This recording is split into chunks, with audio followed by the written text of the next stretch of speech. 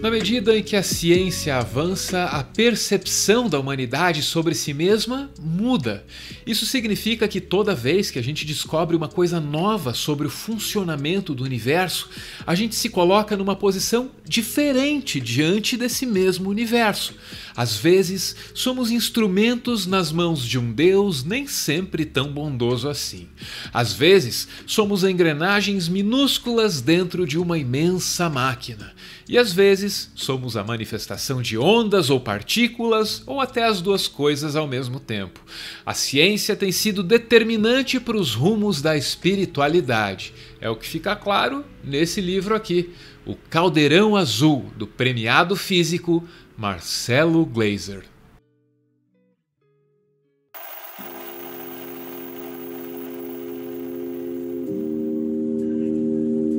Se você é um ateu ou então um crítico das religiões organizadas, aí talvez você torça o nariz para a palavra espírito. Nesse caso, a rejeição poderia ser superada por uma observação dos sinônimos dessa palavra. Espírito significa, entre outras coisas, essência. Quando investigamos o espírito humano, investigamos os aspectos mais íntimos do nosso ser, nossa natureza, nossas razões, nossas emoções, nosso propósito. E a ciência tem nos feito repensar o espírito, a essência. Um grande impacto veio com essa obra aqui, Principia Mathematica de Isaac Newton.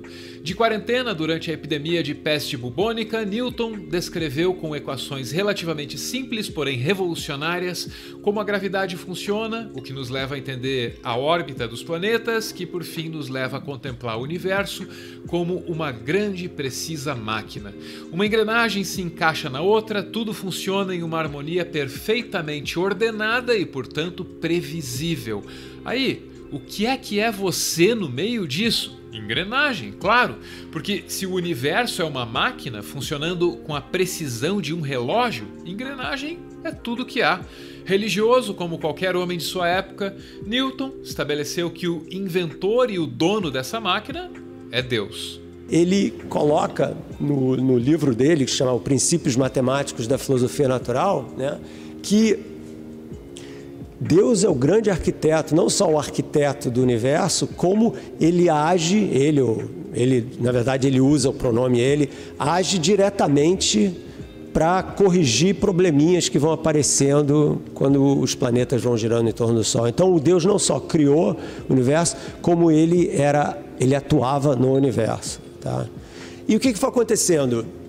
Depois do Newton, a física dele foi tão bem sucedida. Então, estou dando um panorama meio histórico dessa história aí. Foi tão bem sucedida que você teve o iluminismo que seguiu isso no século XVIII, em que as pessoas falam o seguinte: olha, a razão humana é o máximo, a gente vai conseguir, através dessas leis racionais da natureza, a gente vai conseguir explicar tudo que existe no universo.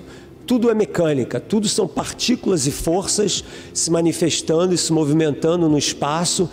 Essa visão do universo como uma grande máquina que opera sempre da mesma forma, sem nunca ser perturbada, foi radicalizando o determinismo ao longo das décadas seguintes. Determinismo significa o seguinte: se eu sei as condições de um sistema no presente, eu posso usar essas leis como se fosse uma máquina, entendeu? Usar essas leis para prever o que vai acontecer no futuro. O determinismo pode ter atingido seu auge uns 100 anos depois de Newton com Pierre Laplace. Entre outras coisas, esse francês investigou os primórdios do nosso sistema solar. Ele concluiu que nuvens de gases se agruparam ao longo das eras até formar o arranjo planetário que temos agora. As descobertas de Laplace fizeram com que ele imaginasse, concebesse um grande intelecto, às vezes chamado de demônio de Laplace. Esse grande intelecto, sabendo onde esteve, sabendo onde está e sabendo como se comporta cada ínfimo pedacinho de matéria, saberia também antecipar o futuro a partir dessas informações.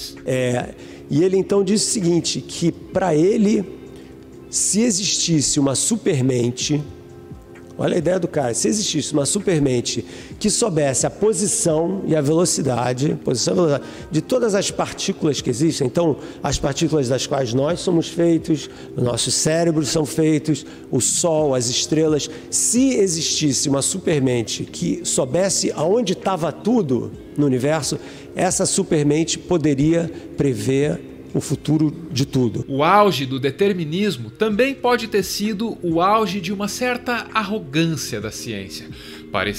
Só parecia, que tudo já estava explicado ou então em vias de ser explicado.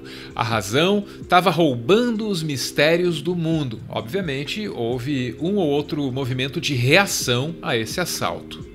As pessoas foram acreditando cada vez mais nessa capacidade da mente humana de descrever tudo o que existe no universo. Isso causou uma crise espiritual na humanidade, tá? Porque aí ninguém sabia para onde ir, né?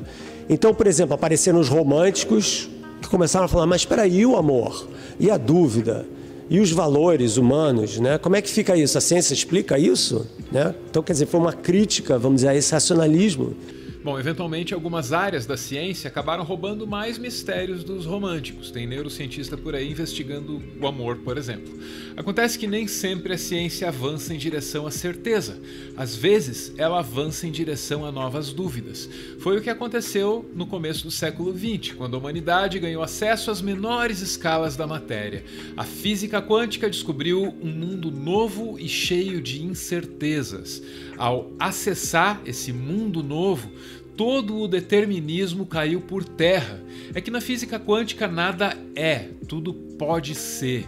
Nessa escala, a posição e a velocidade dos objetos são expressadas apenas em probabilidades. Sabe aquela arrogância dos séculos passados? Já não dava mais para sustentar. Que o que aconteceu é que essa certeza da racionalidade lá do século XVIII, XIX, tomou um maior soco na cara no início do século XX, com um desenvolvimento de uma outra física, que é a física quântica, em que essas certezas foram destruídas, entendeu? Não tinha mais certeza, você não podia ter mais determinismo, você tinha que prever a probabilidade das coisas acontecerem, né? E com isso, eu acho que isso daí gerou uma espécie de humildade, vamos dizer assim, nos cientistas do século XX, no início do século XX. Algumas das pessoas envolvidas nessa tentativa de desbravar o funcionamento do universo souberam compreender as novas dúvidas apresentadas pela ciência como um convite à humildade. O Einstein, que é o mais famoso deles todos, né? Ele adotou uma posição muito interessante, porque ele era um ultra-racionalista, mas ele reconheceu duas coisas. Primeiro, que a ciência é uma criação humana e, portanto, é uma representação imperfeita da natureza. Ou seja, por mais esperto que nós sejamos, por mais ambiciosas que fossem nossas teorias e tal, a gente nunca entender tudo, né? Porque nós somos seres imperfeitos e, portanto, a nossa descrição do mundo é limitada. O determinismo havia caído por terra e Deus agora só poderia existir nas lacunas deixadas pela ciência, pelo menos para alguns. Tudo parecia muito aleatório, sem sentido, sem propósito. Não por acaso, um certo filósofo decretou que o século XX era o século do niilismo.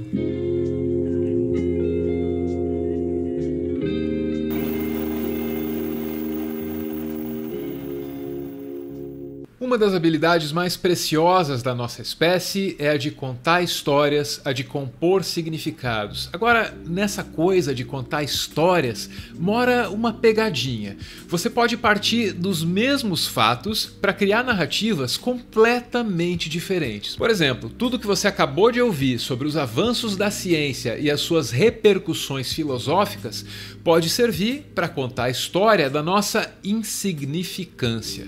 Éramos o centro do universo e aí viramos primatas, habitando um planetinha qualquer na periferia de uma galáxia qualquer.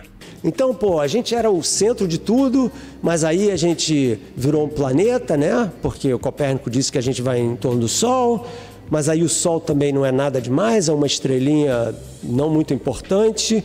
A gente mora numa galáxia, a Via Láctea, que tem 200 bilhões de outras estrelas, 200 bilhões, é estrela pra caramba, o Sol é uma, né? E a nossa galáxia que até 1924 era a única, aí descobriram que não é, que tem mais centenas de bilhões de outras galáxias, algumas muito maiores do que a nossa, e que, pior ainda, o universo está em expansão, então as galáxias estão se afastando cada vez mais. E aí, quando eles foram estudar, nós, né, eu tenho que me incluir nessa turma, quando a gente estuda a composição material do universo, do que o mundo é feito, o que o universo é feito, a gente descobre uma coisa assim, meio que estarrecedora, que a matéria da qual nós somos feitos, né, o carbono, o oxigênio, o hidrogênio, os átomos da famosa, né, tabela periódica que todo mundo aqui deve ter adorado no ensino médio, essa matéria só compõe 5% do que existe no universo. Parece óbvio, não parece? A cada descoberta, a cada certeza ou dúvida trazidas pela ciência, tudo vai mostrando que não, você não é nada e não, você não importa. Então é muita indignação, né? O ser humano, com o desenvolvimento da ciência, a narrativa normal que existe é de que quanto mais a gente aprende sobre o mundo, menos importante a gente vai ficando. Pois bem, esse é só um jeito de ver as coisas. Tem um outro jeito, completamente oposto, e ele parte dos mesmos fatos, parte da mesma ciência.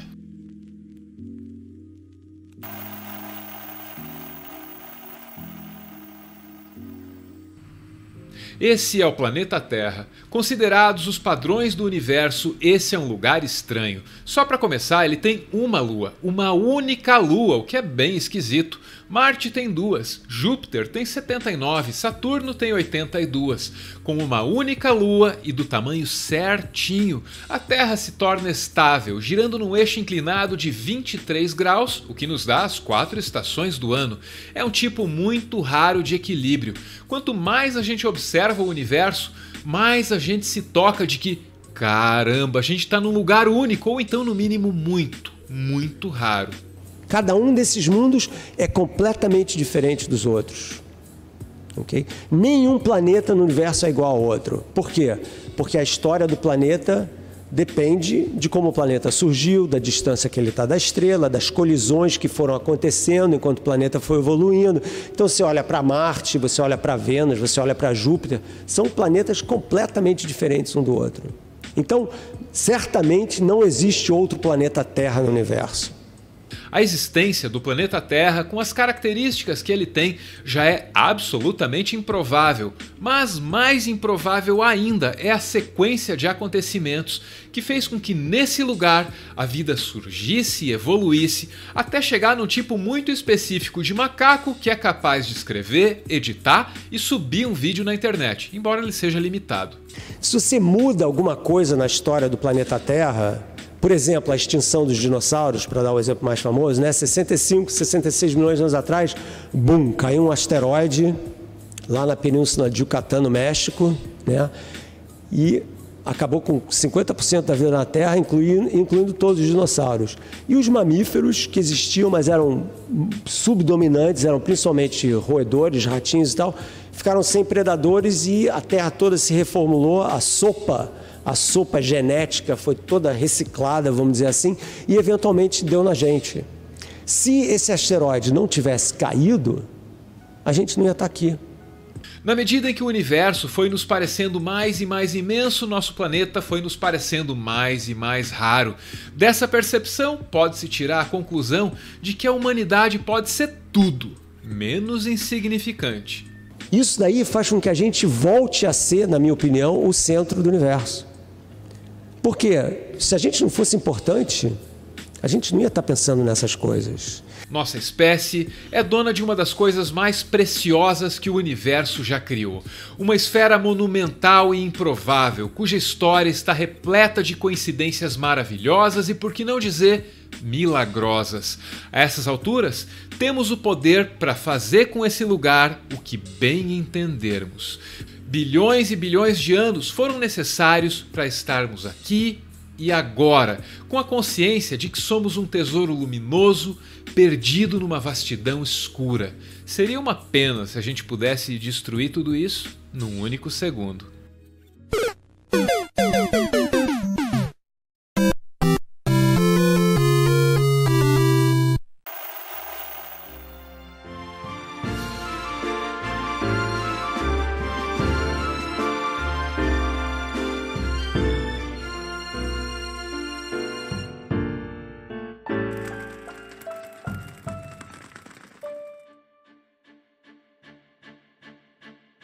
Muito obrigado por ver este vídeo até o final. O Meteoro é mantido graças a uma campanha de financiamento coletivo.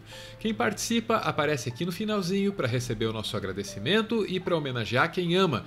Hoje a gente vê aí o Radamés com uma mensagem para Fabiana. Diz ele: Fabiana, minha princesa, ao contrário de muitos, eu sonho em ver contigo a rotina do dia a dia. Pois contigo, pagar contas, ir ao mercado, a reunião do colégio, comprar remédio para dor de barriga, sempre será o trabalho de um artesão ao moldar a contínua e eternamente sua obra-prima com toda a técnica e afeto que é capaz de expressar, tornando-a mais perfeita e mais poderosa, desconhecendo o limite. Dessa história só se pode saber o começo, pois o fim pertence aos segredos do cosmos. Te amo, meu amor. Beijo, gente. Valeu!